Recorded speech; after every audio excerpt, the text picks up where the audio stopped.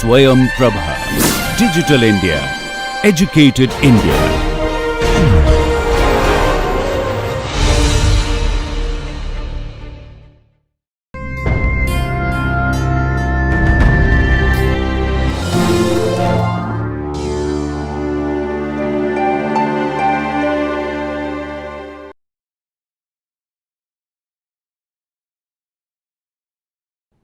Claim drafting. What to avoid?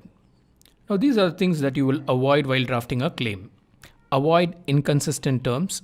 If you use a particular term, consistently use the same term. Don't give an alternative term to it because that will cause confusion. Name elements and use them consistently. Avoid wrong verb form. Now, a pen comprises is not a good form to start with.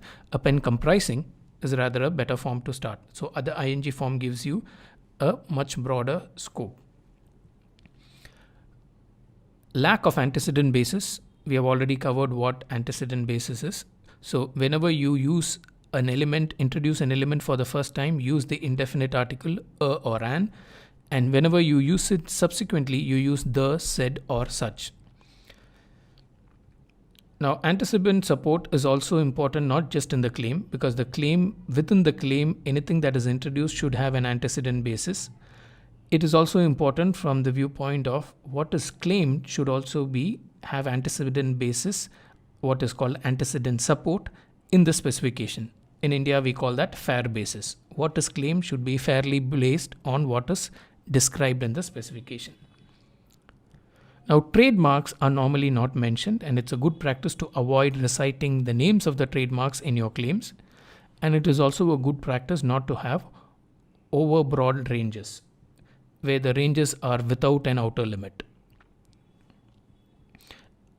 And you should also ensure that the ranges are such that they are supported by the embodiments.